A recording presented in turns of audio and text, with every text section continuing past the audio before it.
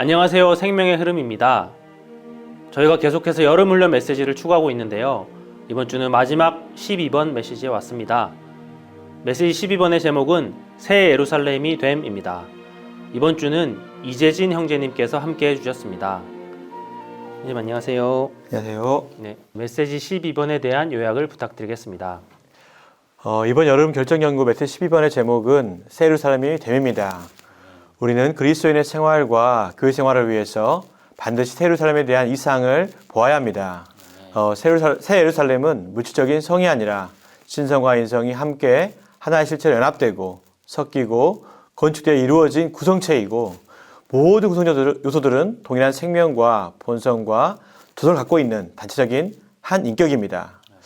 요한계시록 21장 9절과 10절에서 새 예루살렘이 신부 곧 어린 양의 아내라고 말합니다. 사도 요한은 거룩한 성이 남편을 위하여 단장한 신부로 준비되어 있는 것을 보았습니다. 새 예루살렘은 신부인데 이것은 새 예루살렘이 물질적인 성이 아니라 그리스도의 만족을 위한 단체적인 한 인격이라는 것을 가리킵니다. 새하늘과 새 땅에서는 거듭난 모든 이들이 새 예루살렘이 될 것이지만 천년국에서는 이기는 이들만이 새 예루살렘이 될 것입니다.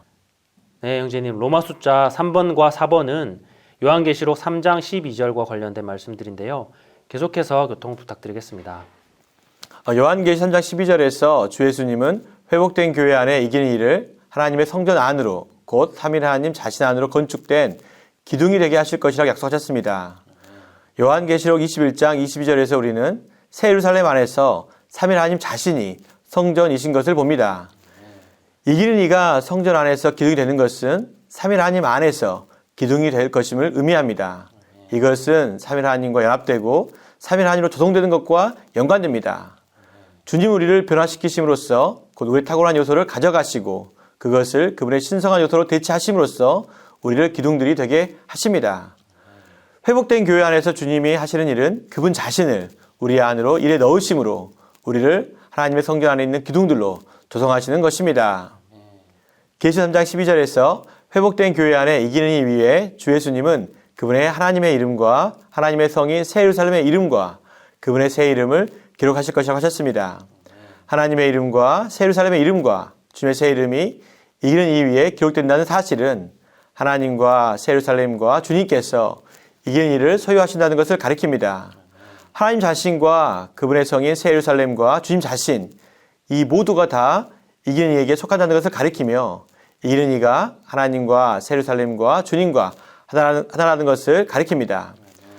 하나님의 이름과 새 예루살렘의 이름과 주님의 이름이 이기는 이 위에 기록되어 있다는 것은 바로 하나님 존재와 새 예루살렘의 본성과 주님의 인격 이 모두가 이기는 이 안으로 일에 넣어졌다는 것을 가리킵니다. 메시지 12번의 가장 핵심적인 키워드 4가지는 바로 이상과 로맨스와 기둥과 이름입니다. 우리는 반드시 새 예루살렘에 대한 이상이 필요합니다. 새 예루살렘은 건물이나 물적인 성이 아니라 신부이자 어린 양의 아내인 단체적인 인격입니다. 우리가 신부와 어린 양의 아내가 되기 위해서 우리가 가장 필요한 것은 주님을 가장 좋은 사랑으로 사랑하는 것입니다. 우리는 주님을 사랑할 때 우리는 성전의 기둥이 될 것이고 하나님의 이름과 새 예루살렘의 이름과 주님의 새 이름이 우리 위에 새겨질 것입니다. 또한 기둥과 이러한 이름이 쓰여지는 것은 우리 안으로 생명수가 흐르는 것에 달려 있습니다. 창세기에서는 하나님과 사람이 분리되어 있었지만 요한계시록에서는 하나님과 사람이 그영과 신부가 하나가 되었습니다. 그것은 바로 생수가 흐르는 것에 달려 있습니다. 창세기에서 사람은 흑이었지만 생수가 우리 안에 흐르고 흐를 때 우리는 금과 진주와 보석으로 변화되어 새 예루살렘이 될 수 있을 것입니다. 주 예수님 매일매일 생수가 우리 안에 흘러 들어오실 수 있도록 주님께 보좌를 내어드리고 주님을 마실 수 있기를 원합니다. 아멘. 선생님 오늘 말씀 감사합니다. 메시지 12번에 대한 요약을 해보았습니다. 이어서 이 메시지와 관련된 영상을 함께 보시도록 하겠습니다. Becoming the New Jerusalem. We will see eventually when we come to the depths of the burden in this message that the New Jerusalem is not a place. It was made clear in the last part of the message this afternoon that the New Jerusalem is a corporate person. But we need to realize this corporate person is the bride who will become the wife of the Lamb. And that is why there's this verse in Revelation 19, verse 7, which, in my realization, is one of the most uplifting and marvelous verses in the book of Revelation. Let us rejoice and exult and give the glory to Him, for the marriage of the Lamb has come, and His wife has made herself ready. And then we know from verses in Revelation 21 that the Bible is clearly telling us that the New Jerusalem is not a place. It's not something we're going to. It's something we are becoming. And we have a choice. Not if we will become the New Jerusalem, but when. And we will find out, based directly from the Lord speaking through the Apostle John, that it will be the overcoming saints in the recovered church, typified by Philadelphia. That is a genuine local church. So I'll put it this way. Anyone who is overcoming, as he is part of a local church life, he is in the process, or she is, of becoming the New Jerusalem. But as things are now, a large number of dear saints are far from that development. And that is why the Lord wants to enlighten us, to supply us, to shepherd us, to guide us, that we may know the way He has ordained for us to become the New Jerusalem in this age. The fact is that all the believers over the last 2,000 years, they will eventually become the New Jerusalem. During the 1,000 years of the kingdom, and during that period of time, the first manifestation of the New Jerusalem will take place. And so the New Jerusalem is the bride, the wife of the redeeming God. And to confirm this, we read from Revelation 21, a part of verse 9 and verse 10. An angel is speaking to John. Come here, I will show you the bride, the wife of the Lamb. And so obviously he expects to see a female, a bride, a wife of the Lamb, the redeeming God. And he carried me away in spirit unto a great and high mountain, and showed me the holy city, Jerusalem, coming down out of heaven from God. So you put these two verses together, the New Jerusalem is the bride, the wife who has made herself ready. And we may also say, I'll show you the bride, the wife of the Lamb, and what you see is what apparently is a city. These are signs. This is significant, pointing to the kingdom. But what we're endeavoring to say is that the New Jerusalem, a corporate person, will first be the bride who has made herself ready.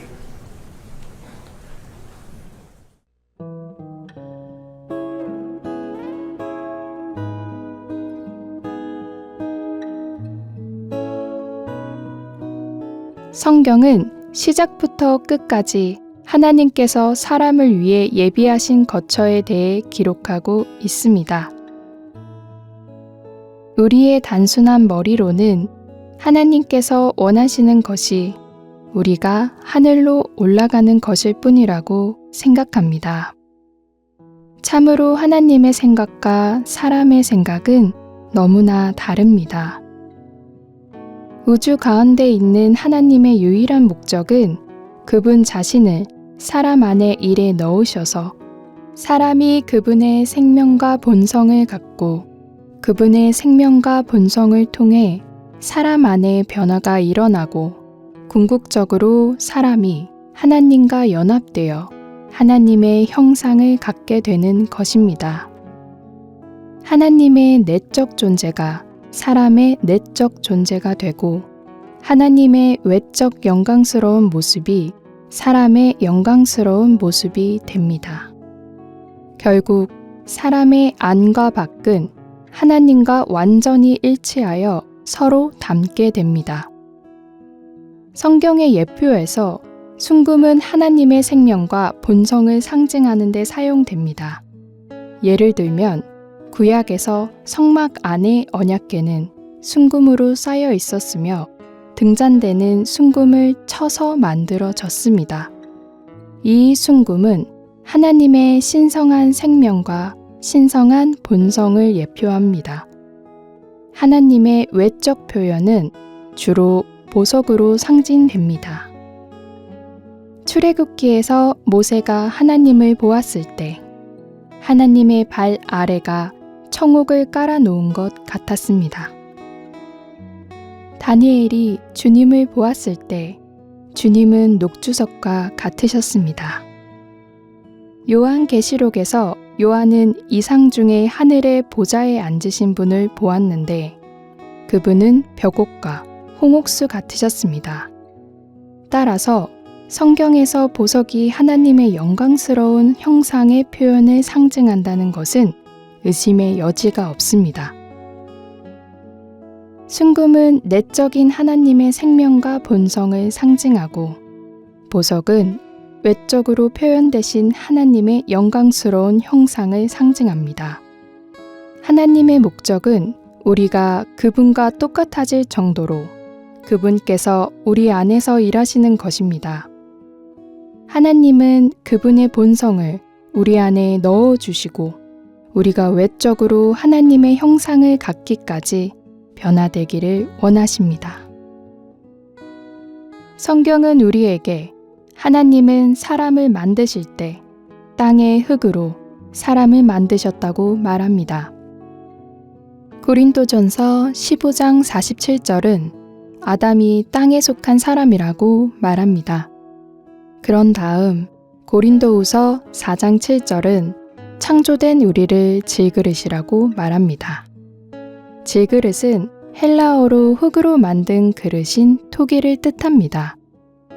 우리 모두는 은혜로 구원받았기 때문에 적어도 순금, 곧 하나님의 생명과 본성을 갖고 있습니다.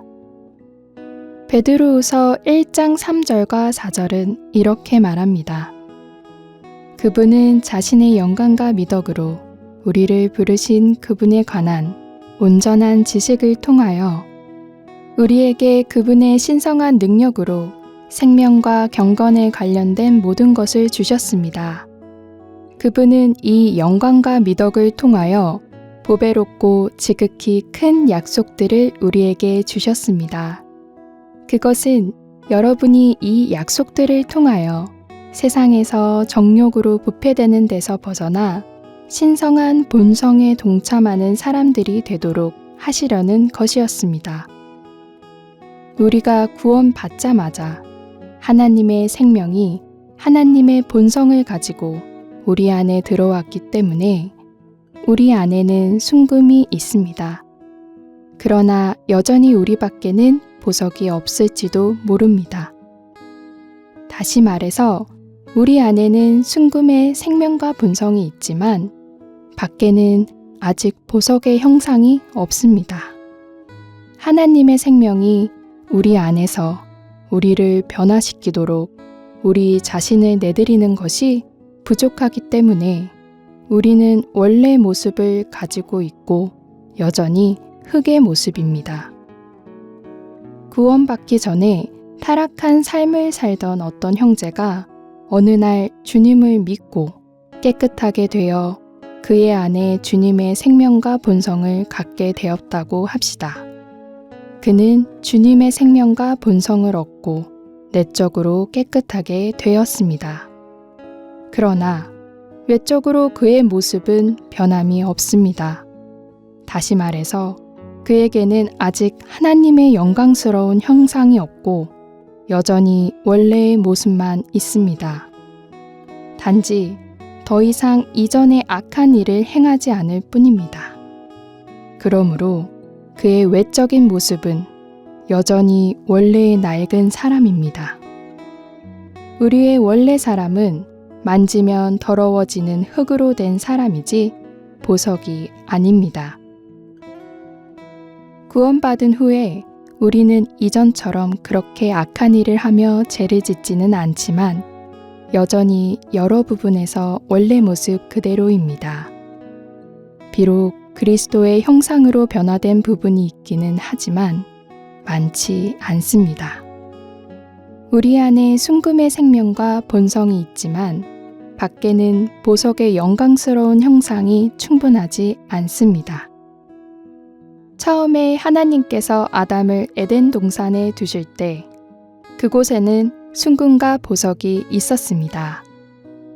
하나님의 목적은 흙으로 만든 그 사람을 순금과 보석으로 변화되게 하는 것이었습니다.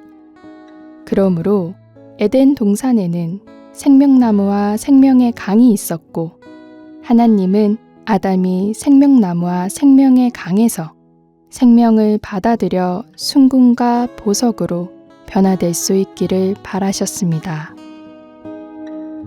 본 내용은 미니스트리 다이제스트 2023년 여름훈련 주님께서 나타나실 때까지의 주님의 회복의 중심부담과 현재의 진리에 대한 개관에서 일부를 발췌한 것입니다.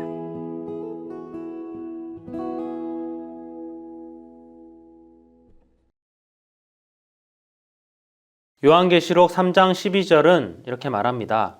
이기는 이는 내가 나의 하나님의 성전에 기둥이 되도록 하겠다. 그는 결코 나가지 못할 것이다.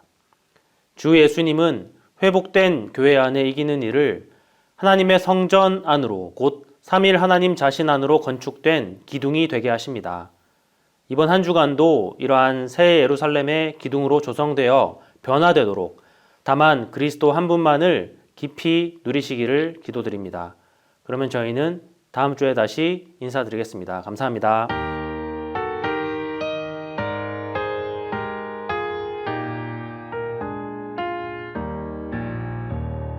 주가 구속하신 백성 주의 몸 주의 신부 주의 풍성 나타내는 주의 충만도 표현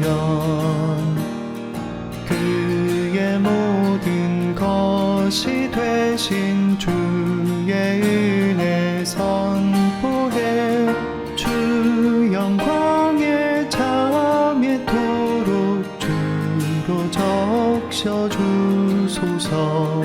보라 거룩한 성 하나님 충만해 인성통에 나타나는 하나님 표현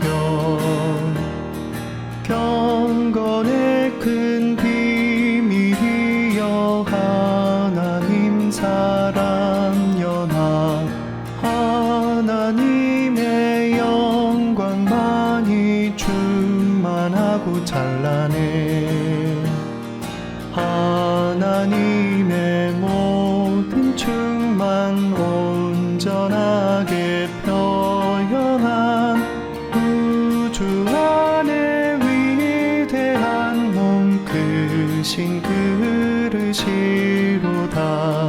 보라 거룩한 성 하나님 충만해 인성통에 나타나는 하나님 표현 하나님이 변화시킨 사람들의 집합체 진주처럼 보석처럼 주 영광에 부합해 성의 중심 보좌에서 생명생수 흐르네